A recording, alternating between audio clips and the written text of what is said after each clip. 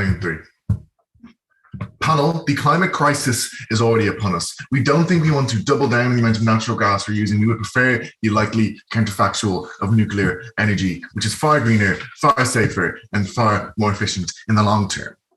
3 things in the speech. First of all, saying what is the likely counterfactual and why did this take place in the first instance. Second of all, the environmental impact we foresee. And third of all, talking about the way that this affects international relations and extracting concessions from Russia and the regime in Moscow. First of all, why did Germany do this in the first place? Because I think this is important to realize.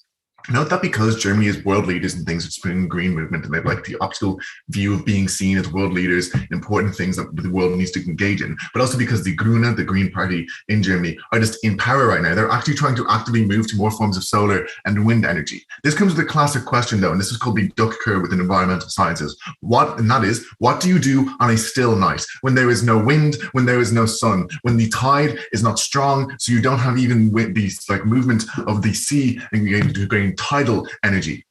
This is where your other forms of energy, which are often either greenhouse gases such as natural gas, which is somewhat clean but still not perfect, or things like nuclear energy come in, because we don't have the battery technology in status quo to be able to store the energy that you gain during the sunny, windy days for those cold, still nights. So you naturally have to have a nearby gas plant or a nearby coal or nuclear plant to supplement the energy to keep towns lit through those still nights. Why then, though, did Germany move away from nuclear energy? Because Germany used to have a lot of nuclear energy, and we believe the likely counterfactual is they never got rid of it, so they never had to do this. Why did they move away from it, though? Just because the high costs associated with it, right? It's huge maintenance plants. They were often in the east, which are like low, like because that's just where they could set up the most infrastructure during reconstruction. But also just that meant that there wasn't a huge voting bloc there, so they're willing to get rid of the votes because the CDU aren't overly strong there. How then in the counterfactual, why is the fact that they would keep nuclear energy, why was it in their incentive to do so? So why do we think it's hugely likely as opposed to like upping coal? I think 3 reasons. One, just the increasing academic concessions, or the increasing academic consensus, that the nuclear power is the way forward. This looks like natural scientists, like the Institute of Environmental Scientists, saying that we need nuclear energy because it's green, because it's safe, because it's actually quite real efficient. And as you get 4th generation nuclear reactors, you're able to reuse fuel, which gets rid of the fuel waste problem. But also, this is hugely important for parties like the Grüne, where the green parties depend on the legitimacy of environmental scientists to get their legitimacy, right? They say, we know what we're doing, we are following the science. So it's in their direct incentive to always follow scientific consensus. On our side of the house, they do that. Second thing, the fact that coal is simply running out with Germany, because Germany did used to have huge coal mines, but it has done so since the Industrial Revolution. Now, Germany was one of the first countries to industrialize, and thus their coal reserves are constantly depleting. So they needed to actively make a decision between coal and nuclear energy. It was the 2 options that they had. But moreover, coal is just optically toxic and more polluting. It has dark black clouds to it in the same way, in a way that even nuclear energy doesn't. And that's why they have to move away from coal, and that's not the likely counterfactual. Third reason is that you can just frame this on our side of the house as something negative. That is to say, you say we are using nuclear energy, even if it's politically somewhat unpopular, because the alternative is we have to be at the behest of Russia. We have to increase our reliance on Russia. I think that's a good political tool which you can use to bring in nuclear power, even if it's somewhat politically unpopular. This is because Russia is hugely unpopular within Germany, because A, people in the East remember the Cold War and remember what Russia did to them, but then B, people in the West and more liberal areas in the South, such as Bavaria, are hugely liberal and don't like the Russian regime that occurs in Moscow and its human rights speeches. What then is the environmental impact of this? We would posit 2 things. A, note that this is just not a friendly guest in the Baltic Sea, which is where this pipe is offshore. Pipes are not friends to the seabed, to the fish that swim in them, to the animals there. This is because natural gas pipes are huge products. They're not something which you can lie down like a wire. They are huge amounts of strong piping, which you have to make sure it can withstand the pressure of the ocean, but moreover, can withstand the pressure from inside going outwards. So they're big, hefty things which you have to lay down bit by bit, wrecking the seabed floors. You have to clear it to make sure things can be laid, but then moreover, embed the actual destruction by laying it down on top of that. This is a huge project which wrecks the animals which live there and the habitats that they live in. Note, insofar as we see animals do exhibit some emotions, e.g. fish respond well to food and they get so excited and swim around, but just generally we see certain emotions within fish. We think we should consider these animals moral actors and recognize that this is a genocide that took place in the Baltic Sea when we lay down the second pipe. It's something we should be just morally opposed to in and of itself. But moreover, this was a huge controversial thing within Germany and even within Poland at the time, and that's why Gazprom, the company which has set the profit the most from this, sponsored teams like Schalke, but just generally multiple teams in the Bundesliga and Polish football leagues to gain more support from this. Second thing, the environmental impact, and that's a recognized panel that climate change is happening now. Pacific islands such as Kiribati are already being taken away and reclaimed by the ocean. But moreover, storms and typhoons are becoming more frequent as global warming patterns change the way the climates interact with each other. Note panel, even though this is just one country, we think a 0.1% difference has huge effects on global warming. It means the future actors who currently are not born yet and thus have no self-defense mechanisms over what we do in status quo are harmed less. But moreover, if Germany makes a strong stance and goes pro-nuclear, we think more countries over the world do that because Germany is seen as a world leader. And thus you have the sustainable nuclear energy option, which means climate change action gets far better on the long term on our side of the house. I'll take a POI from OO, please.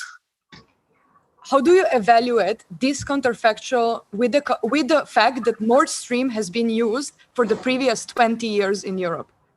Well, instead, first of all, Nord Stream 1 and Nord Stream 2, but second of all, it's still all the reasons we gave, right? The fact that when you made that decision 20 years ago, you make the decision to not get rid of your nuclear energy, which is about the time when they started to do this, right? They made the decision between gas and nuclear energy. It was the wrong one. A second thing then on international relations, because note when I talked about the duck curve, that naturally creates a dependency on whatever supply you're getting. That is to say, if you have a nuclear plant nearby, you need that nuclear plant to be running the whole time. If you have a gas pipe nearby, you need that gas to be constantly flowing. What this means is that if you try to extract concessions in like any sort of forms of negotiations with Russia, they now have huge amounts of soft power over you. On our side of the house, Germany can extract concessions. We think it's their interest to do so because they just believe in human rights, but also like leaders within the European Court of Human Rights, etc. They also are able to extract concessions because they're one, a huge economy within Europe, but two, they have the EU soft power, which they have a huge sway within the EU and just can levy small sanctions onto Russia whenever they want. But note, the reason why they're successful in doing this and say America isn't is because the EU and countries like Germany engage in far more quiet diplomacy, that is small-scale negotiations behind closed doors that aren't big things where you make big statements forcing leaders to make concessions. Rather, you make it seem as if no one's losing, that these are just everyone becoming more and better friends. I think this is better because Putin never wants to make concessions because of his strongman image. So Germany are able to successfully extract concessions. This is things like smaller sanctions lift. They offer things like the threat of small sanctions on specific oblasts and oligarchs who are crucial to the keys of power for Putin. What this means, though, is on their side of the house, Putin has a huge amount of sway back over you because of the duck curve dependency that opposition creates. Thank you very much to the Prime Minister. And now we invite the leader of the opposition to open up this debate from OO. Here.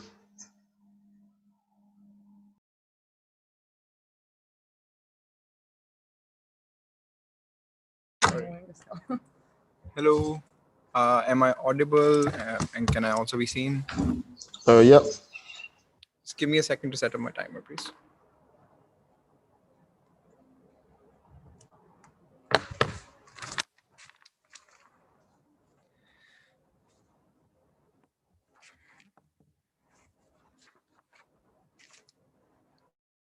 I never imagined that in an IR motion about Russia, we'd be talking about saving fish. I'm going to talk about three things in this round. First of all, I'm going to establish what the counterfactual is, why OG is off Clash and probably not winning this debate. Secondly, I'm going to talk a bit about the environment. And thirdly, I'm going to talk about international relations, why we were able to control Russia better, why it's better for Germany, all of that sort of stuff. Let's talk about the counterfactual first, which I think they miss. Anna's POI says, we've already been using Nord Stream 1 for a really long time. The difference between Nord Stream 1 and Nord Stream 2 is very simple, which is to say that instead of oil and gas supplies funneling to Germany through the Eastern European countries, this only allows Germany to access this directly from Russia, which is to suggest that I am completely unsure why Germany is going to start investing in nuclear plants, etc., when it was already getting oil and gas supplies from Nord Stream 1. I just have no idea. Why is this crucial? Because this washes out completely all of their environmental argumentation insofar as Germany is still using Russian oil and still using Russian gas in the counterfactual. The counterfactual on our side is very simple. It is just much more cheaper for us to get oil and gas, given the fact that it is coming directly and we don't have to pay transit costs. Two further things on the counterfactual, which is to suggest that if any gov team wants to come up and say Russia is going to become disempowered, blah, blah, blah, they're not going to gain economically from this. The first thing is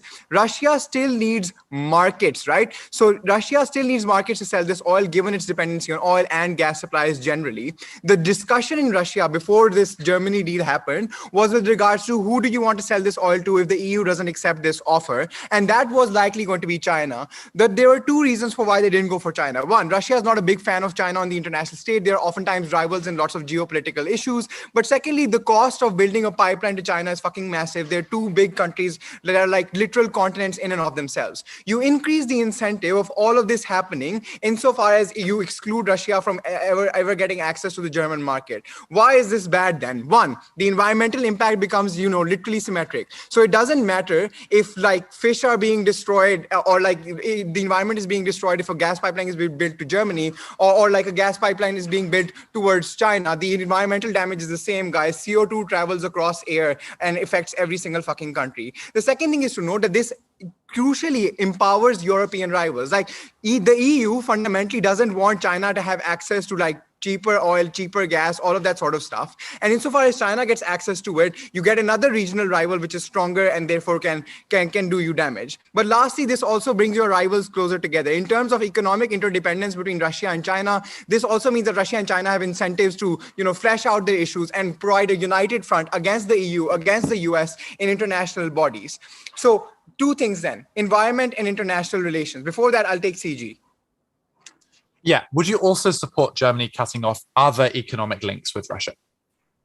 But we're on the side that we're saying the economic link is fine. Okay. So in terms of the environment, there are 4 or 5 things I need to say. The first thing is to note, like, why did Germany sign this? Germany signed this even though the renewable energy production in Germany was going up. Like historically, it's the most that it's ever been, and it's also going to go up. The problem is your electrical grid isn't efficient enough to transport all of the energy output that you have. So you need lots of time to figure that sort of stuff out, to build new connection lines, all of that sort of stuff. The second thing to note is in terms of the nuclear power alternative, that is fucking never going to fly in Germany. If back in 1998 they decided that they were going to only give electricity to nuclear power grids for 32 years, nothing beyond that, because of one, the memory of Chernobyl, but two, that anti-nuclear sentiment in Germany became much more stronger after what happened in Japan. And this is not only a Germany sentiment, it's a sentiment across France, Italy, Belgium. So you do not get nuclear power on their side of the house. What is the likely alternative? One, you keep on using Russian oil and gas, but two, you necessarily do go towards coal.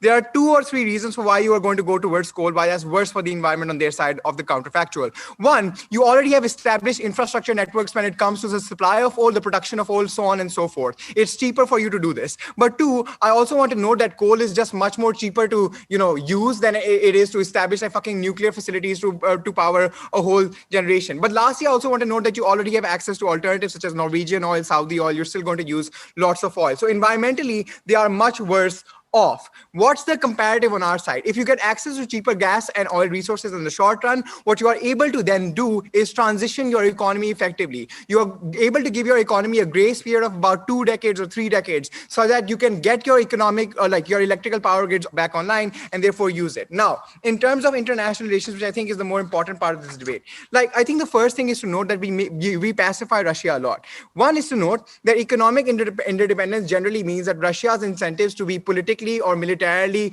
very, coming into clash with Europe becomes an unlikely situation. This is for a simple reason that you do not want your major markets to refuse getting oil from you. I also want to know the history of this, where after the invasion in Ukraine, lots of sorts of sanctions were put on them. EU countries were saying they don't want to get access to Russian oil. So Russia, if it needs a market, is likely going to accede to your demands. But there are 3 reasons for why Russia is going to be more dependent on Germany than on the other side. One, Germany already has access to alternatives. They've already built in safeguards, especially after what happened in 2010. These safeguards look like access to US fracking oil, Norwegian oil, Saudi oil. But the second thing I want to note is this idea of history, right? Like Russia has a past history of not giving you oil or gas in crucial times. So at the point at which this deal was signed, you put in lots of safeguards to prevent this from happening. But the third thing is to note that Russia's economy is much more weaker than the economy of Germany, which is to suggest that Russia needs this deal much more than Germany does. And insofar as that is true, we are able to control Russia much more than it is able to control us. This is good then in terms of we are able to protect Eastern European countries from Russian aggression, but also limit Russian aggression in other spaces and reduce incentives for Russian aggression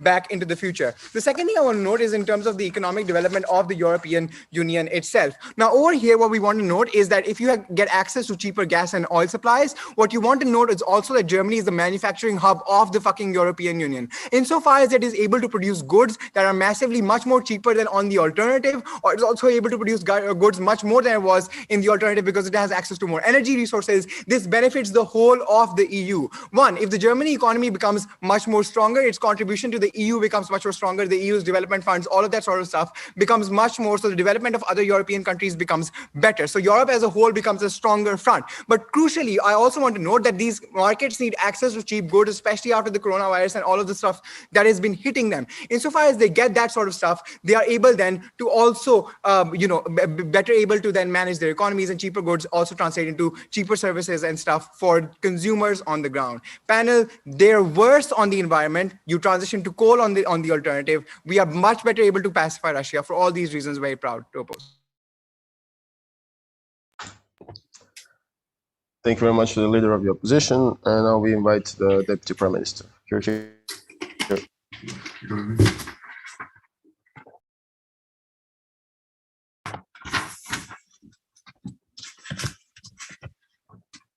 Okay.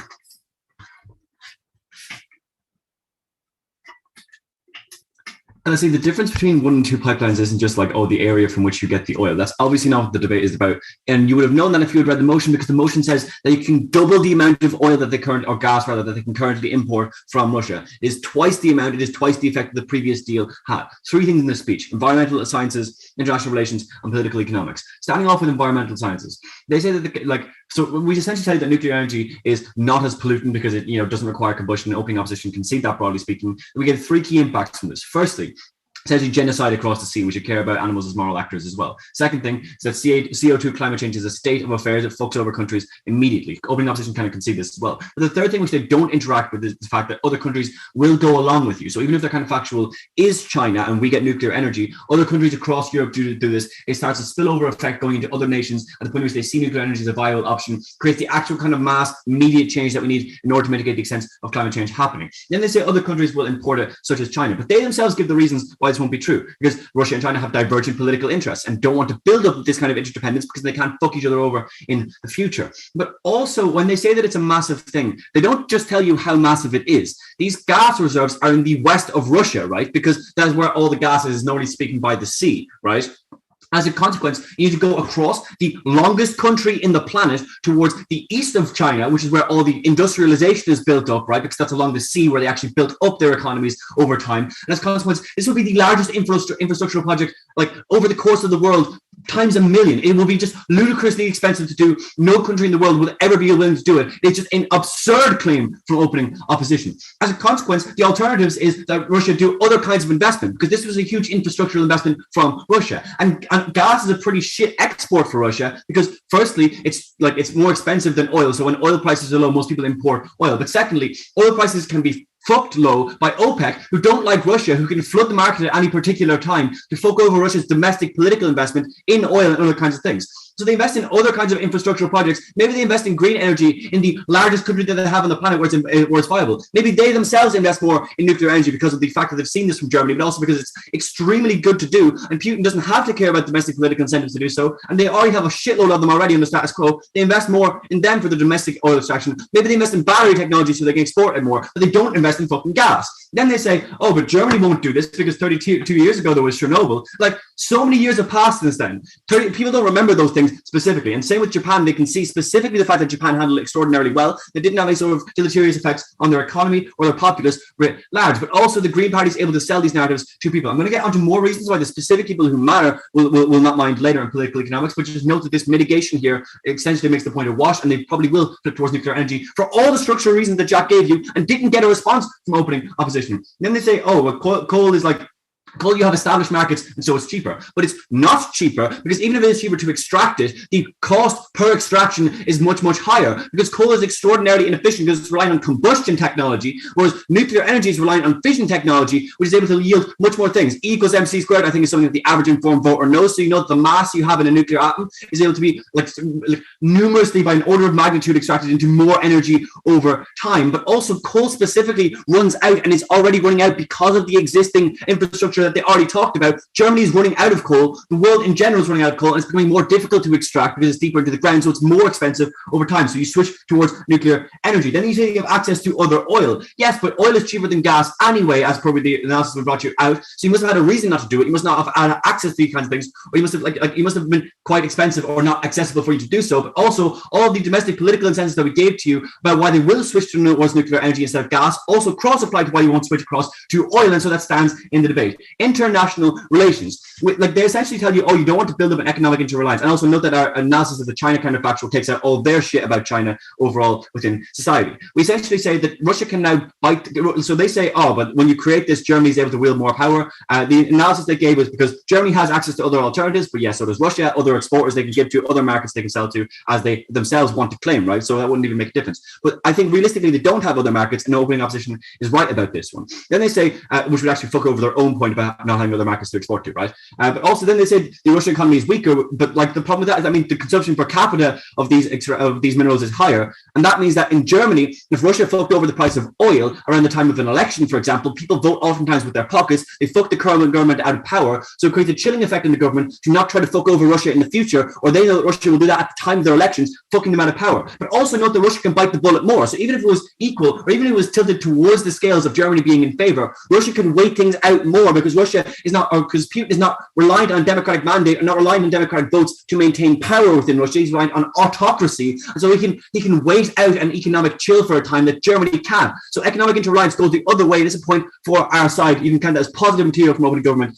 as well. And then they say, but the manufacturing hubs are really important across Germany for the rest of Europe. But also nuclear energy can be used in manufacturing. Most manufacturing in the modern era is done by fucking electricity. You need to burn coal to generate electricity anyway. We can do that with nuclear energy on our side. Now, we already explained why nuclear energy is more efficient, so that doesn't matter. Quiet diplomacy then is what we tell you, which is essentially the fact that the EU and Germany specifically are able to engage in extractions from Russia at the point in which they don't do it in the UN, but they do it behind closed doors meeting, extracting small things like releasing of political prisoners, small alleviation of human rights abuses, small alleviations of worker rights abuses. And they can do that by giving Russia economic things. But Russia don't want to do it very much because they believe ideologically in the things that they are doing, and so it extracts a cost from them they perceive as an individual. The counterfactual, we say, is one in which where Russia is able to wield more power over them, and so they can't do these things. Closing opposition.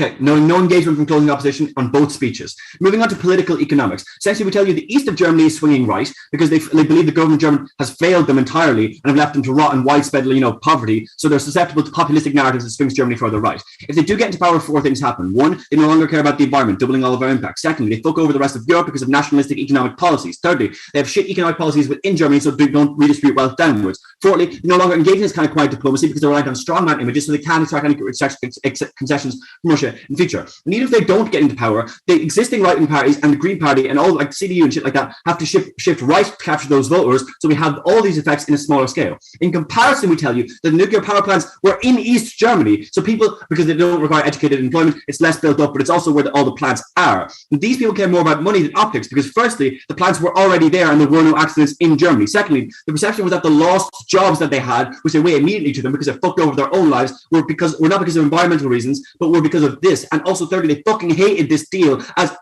because they hate the Russians for the reasons that we gave. So Germany doesn't switch right as a consequence. So we help the environment, which is way highly for the future. We allow for the extraction of international relations concessions, and we better the political economy of Germany. Close. Thank you very much to the Deputy Prime Minister, and we would now want to invite the Deputy Leader of the Opposition to continue the case for all. Here.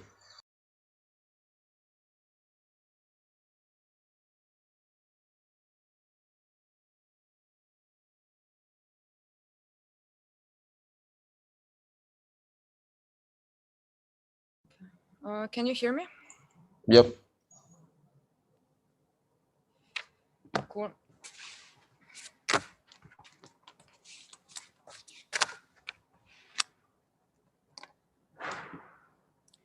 Okay.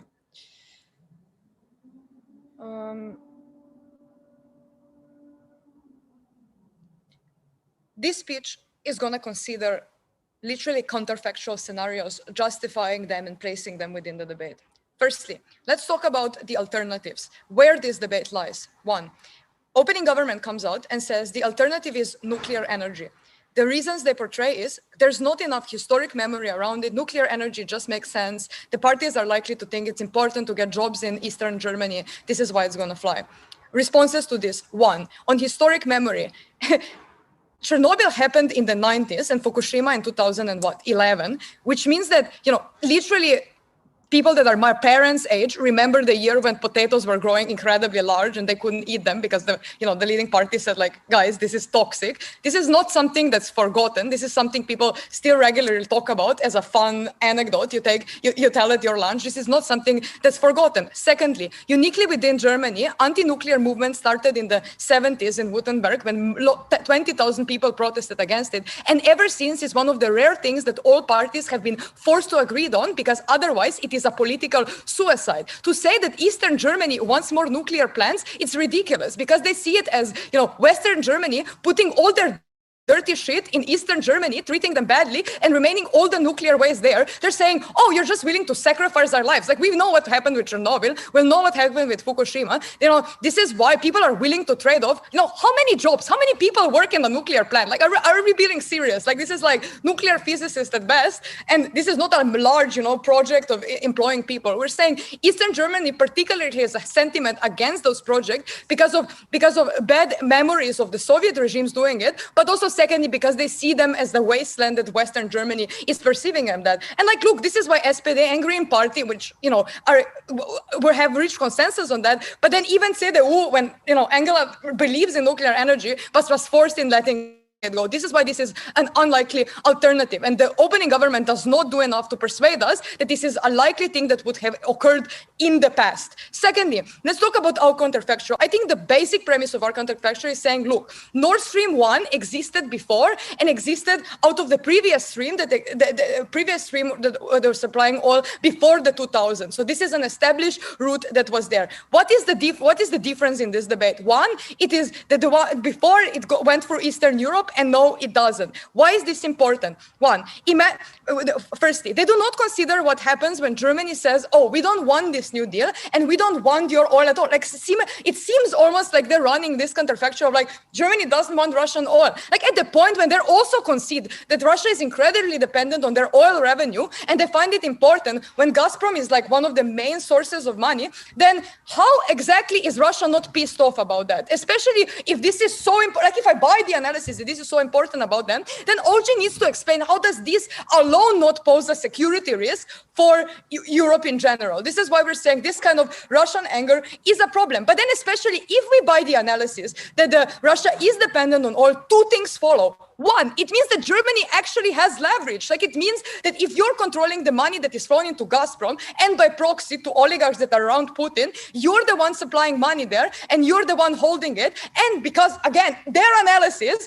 Russia is dependent. This is where the argument of economic leverage works that Taha explains. But secondly, it also then makes sense to say that if they're unable to supply to Europe, they're likely to seek other markets. We tell you other markets in this case are likely China, who is interested in this natural resources, but it also likely means that wants to control what the regime is doing. And they say, oh, but Russia would never do something that's not in their interest. Look, Russian national interest and the private interests of oligarchs diverge greatly. Unfortunately, in Russia, the private interest of oligarchs takes over the national objective interest. This is why it is incredibly likely that oligarchs go for money, and this is why become the proxy of Russia by that. But then the important analysis they never engage with, we tell you it is important to talk about Eastern Europe. Look, we tell you at the point when you still have Nord Stream 1 going through Eastern Europe and supplying oil to Germany, this is where Eastern Europe is exposed. We say it is much better when those countries have one pipeline, when they are negotiating with Russia directly.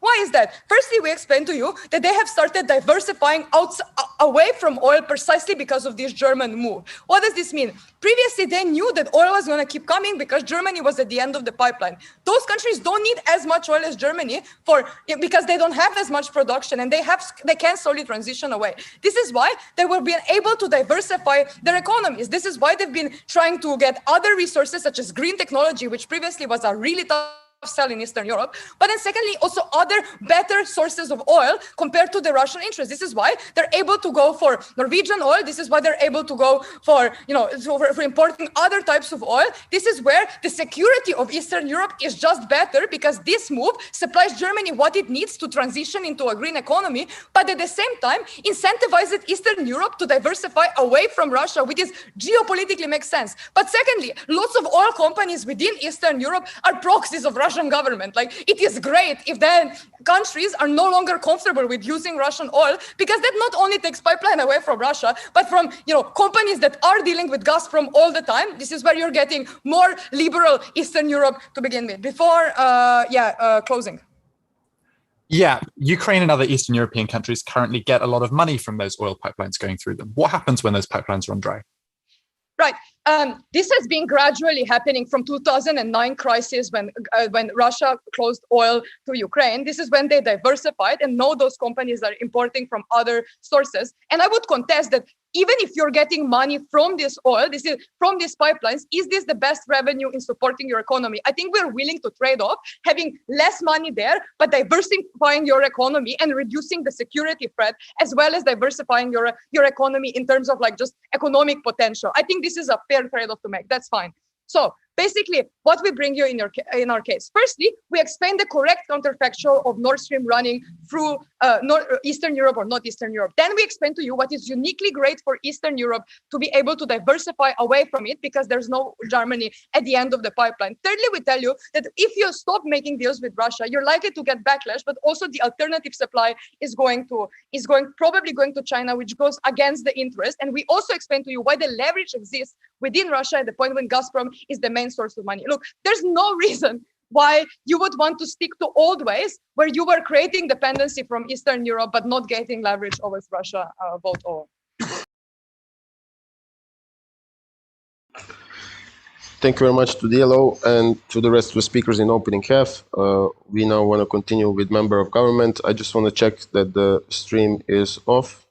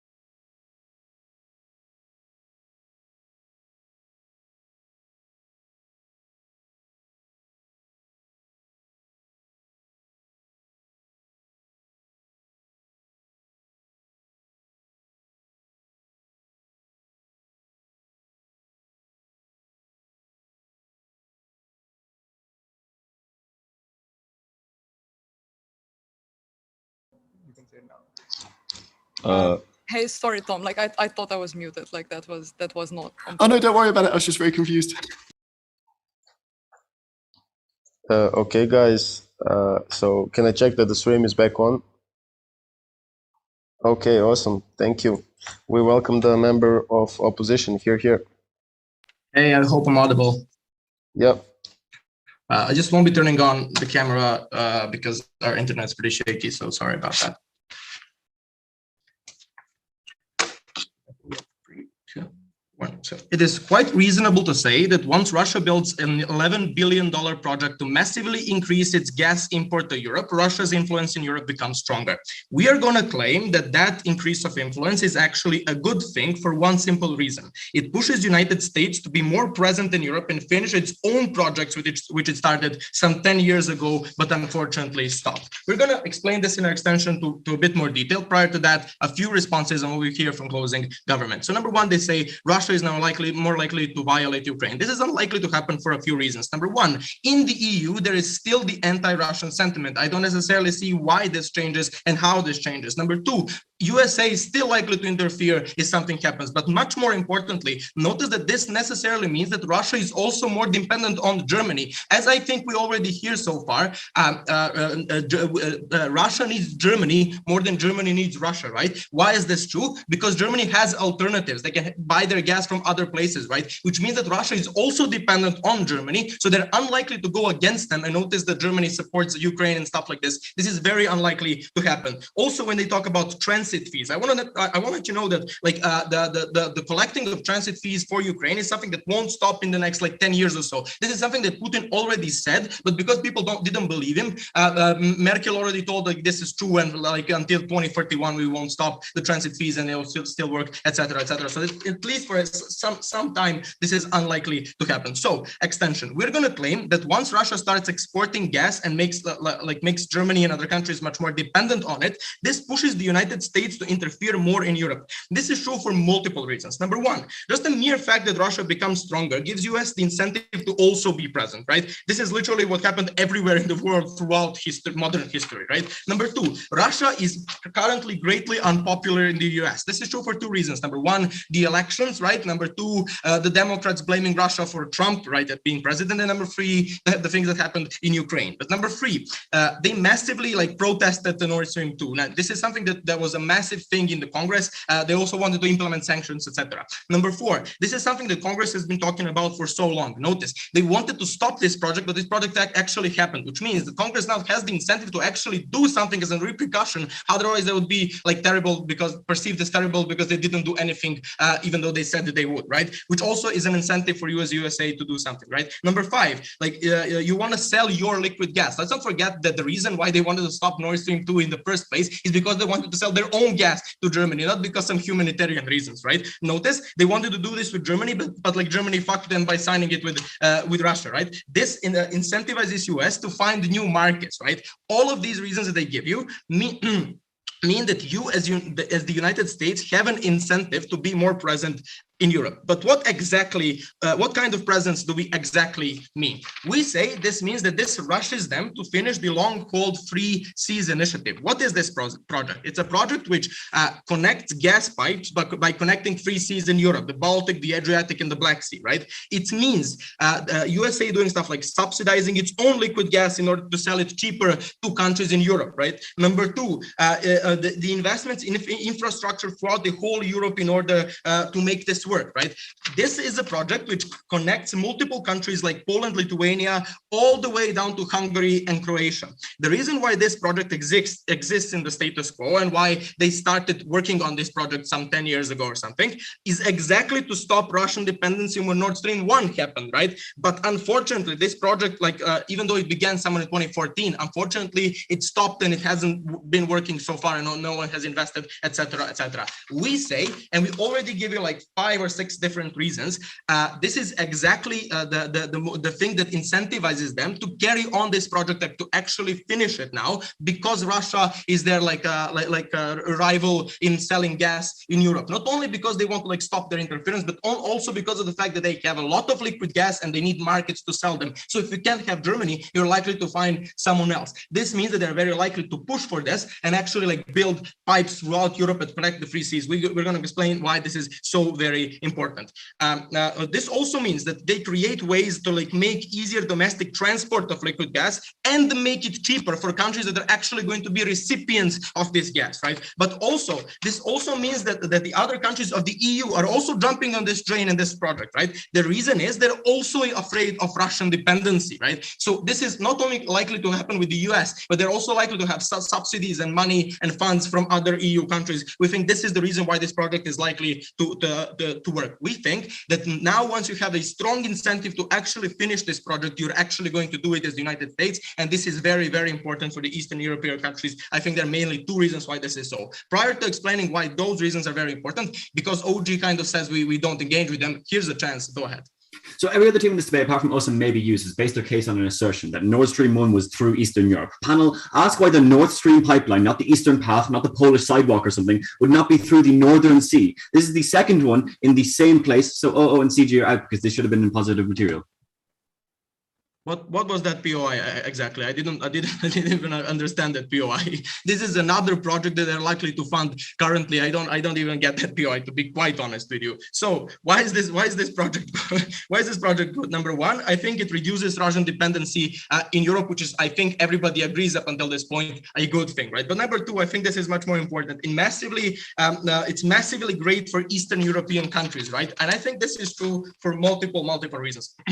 Number one, this necessarily means much more investment in the Eastern Europe, right? This is something that this project has stalled so far. This is the incentive to keep it ongoing. Number two, I think there is generally more money in these countries when you have more investment, etc. Number three, you have better infrastructure in these countries that have been longing for great infrastructure for so long. Number four, I think this also leads to cheaper gas for heating and for like energy use and everything else for these countries that don't actually have money for any other alternative.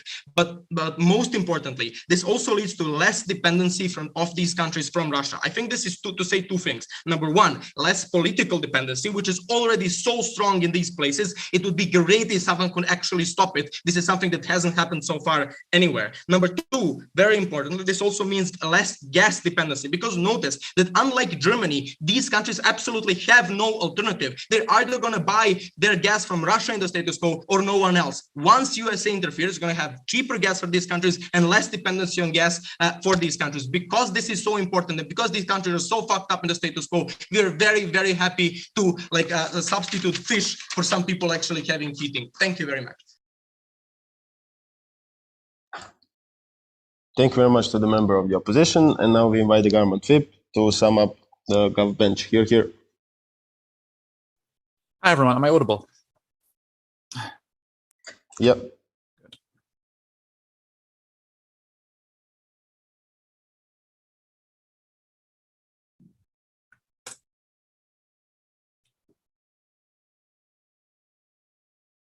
Okay.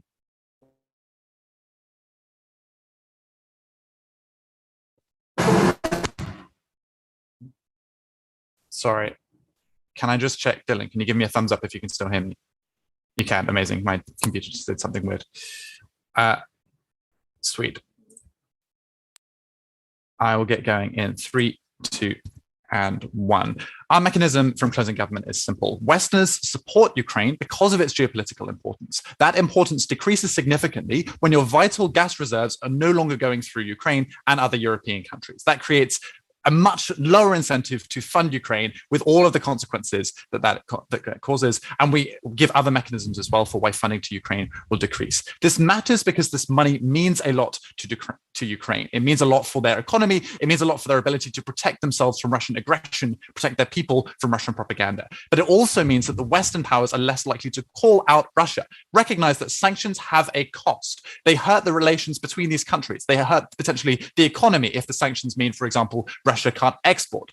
at the point where it's going into Ukraine from Russia going into Ukraine has less of an impact, there's less of an incentive to call out Russia, to put sanctions on them if your gas is no longer going through Ukraine.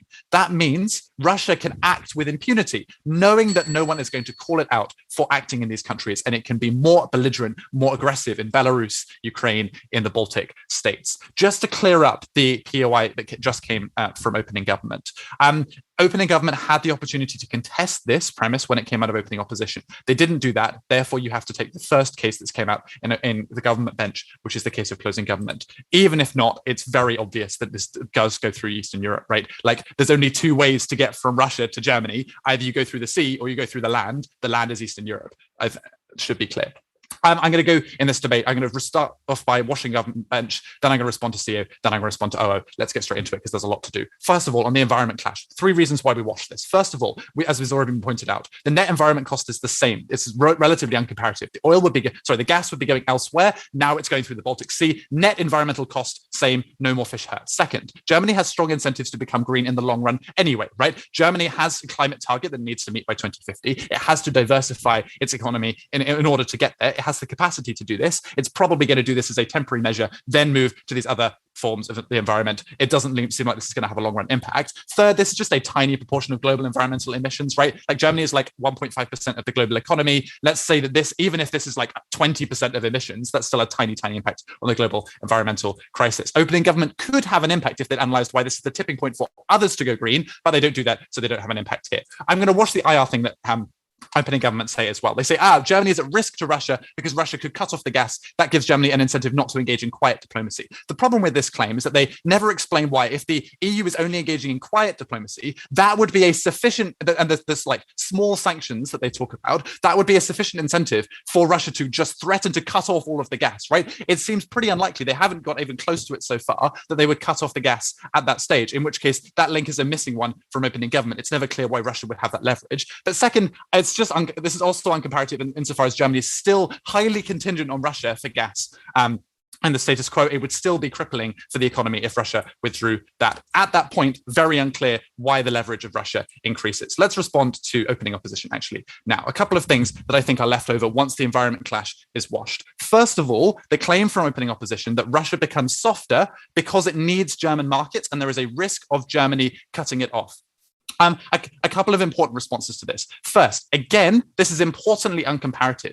If it's still selling oil to Germany, they're still quite dependent on each other in the status quo. They're still quite interlinked. Okay, that dependence increases, but it would still be crippling both for Russia's ability to export gas and Germany's ability to receive it if that was cut off. Again, this is a relatively uncomparative claim. But more importantly and more fatal for Opening Opposition is they never prove any realistic likelihood of Germany cutting it off in the first place, right? And I want to note that Russia being softer is like contingent on there being a realistic likelihood of Germany cutting it off. I think Germany is pretty unlikely to do this for all of the reasons that Tom gave you, right? It would be a huge threat to Germany to just suddenly have to like transition its economy, to suddenly have to not process all of this to gas, just have to suddenly find alternative sources of revenue. And I think the fact that there's, again, been no risk of it happening before suggests it's unlikely to happen in the status quo.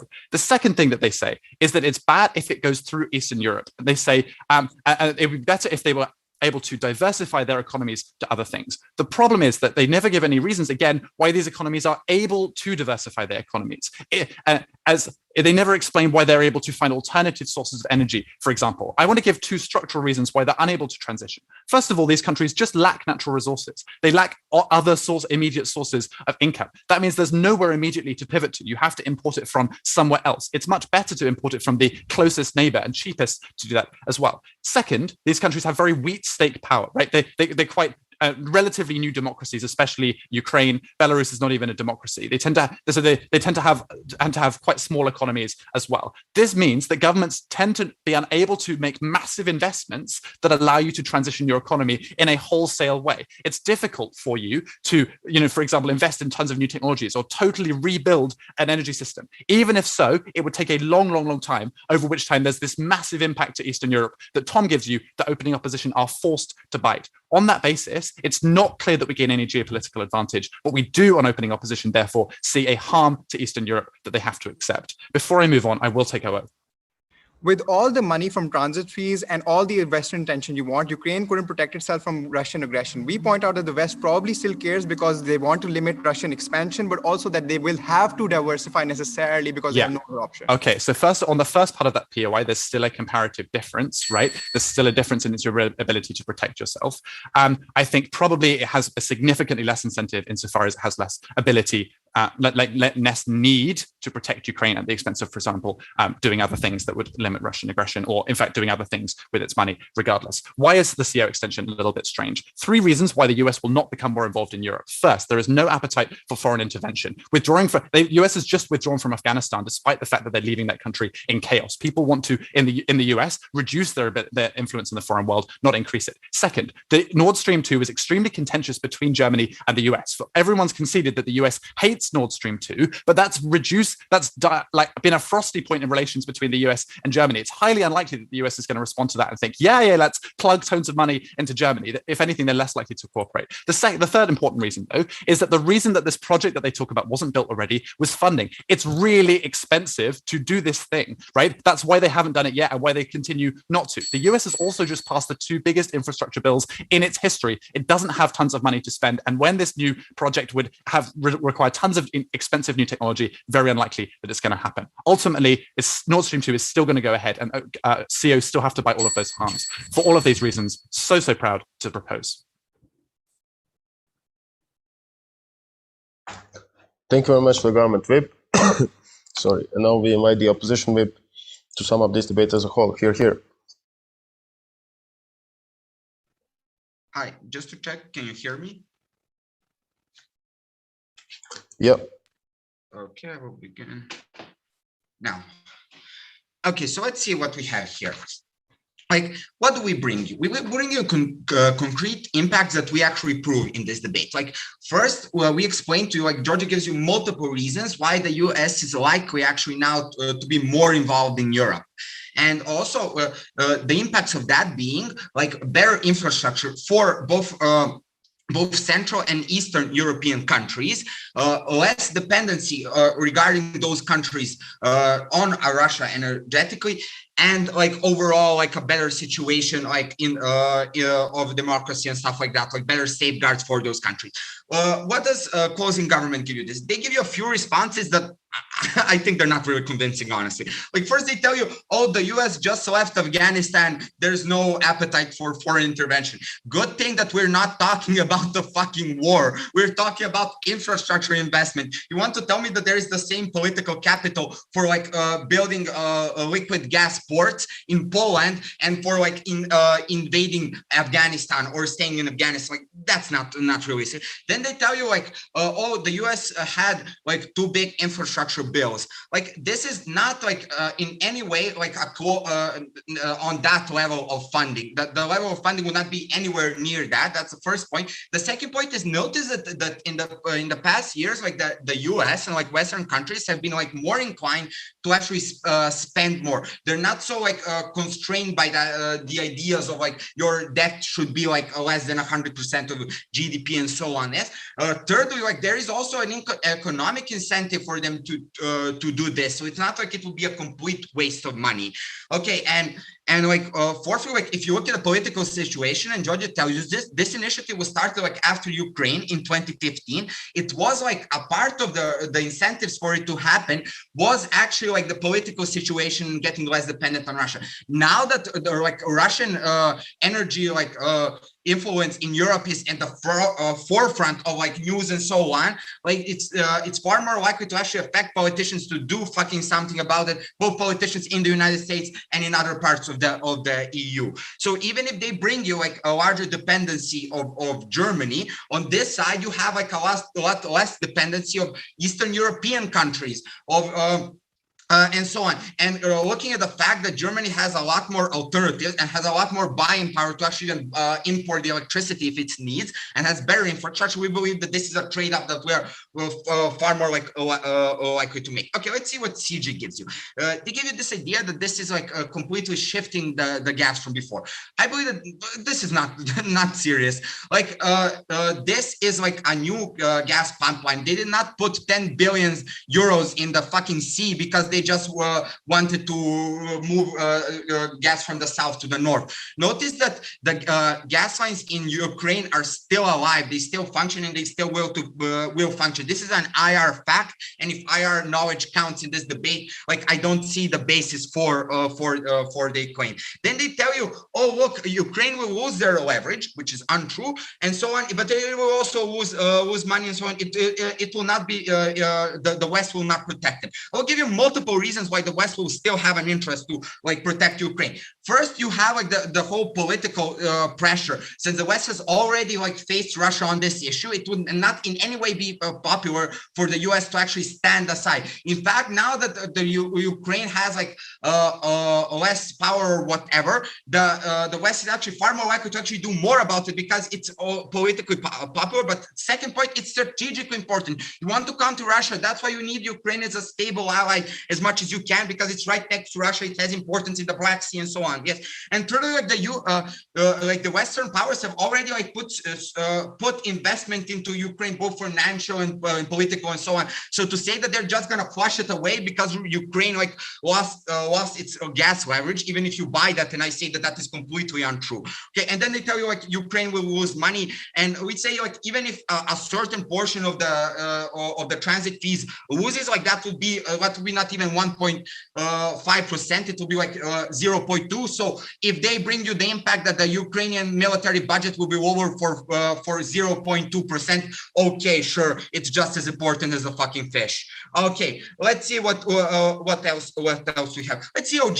OG gives you this. They try to convince you like the counterfactual is nuclear. Like that's not realistic at all. Let's be honest. Like I'm gonna answer like their remaining points. Like they tell you, you have academic consensus. Academic consensus was there in 2011 when they shut down the power plants, and like people don't read peer-reviewed studies, and no one gives a fuck about that. Then they tell you, the Green Party wants sustainable. Notice that the Green Party has spent decades actually like fighting for the shutdown of nuclear power plants. Like you're gonna tell me that they're just gonna back away from that. Then they tell you coal is running out. This is like completely factually untrue. Coal, and then they tell you coal is expensive. Like coal is the cheapest form of actually producing electricity. It's way abundant. Like we have a fuck of it here in the Balkans. Everyone is using coal because A, it's cheap, B, it's abundant, C, you can always export from different markets and so on. Like coal is the most likely alternative, and this is the reason why they're using coal now. So actually like no impact there. OG, do you want to say something? Appeal line. Yeah, so the EU increasingly wants to become independent, and holdovers from the Cold War mean Eastern Europe is hugely skeptical of the USA.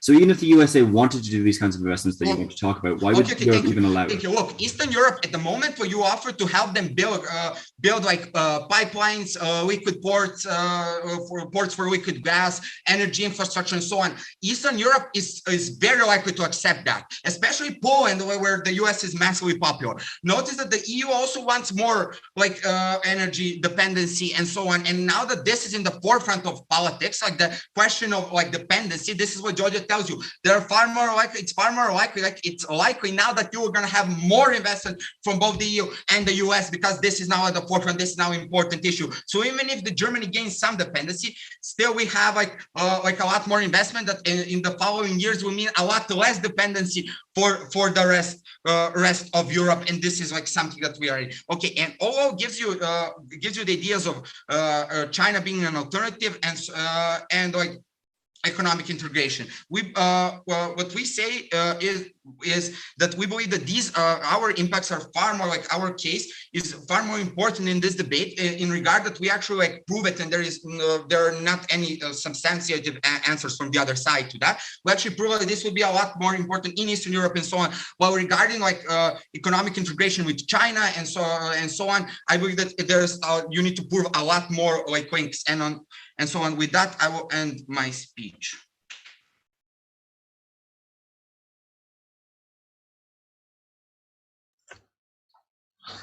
Thank you very much to the opposition whip and did all the speakers in this debate. As you all know, this is a closed round, so you will hear the results after the break is announced, but do not hesitate to ask for feedback or for the reasons for the decision. Good luck in the next round.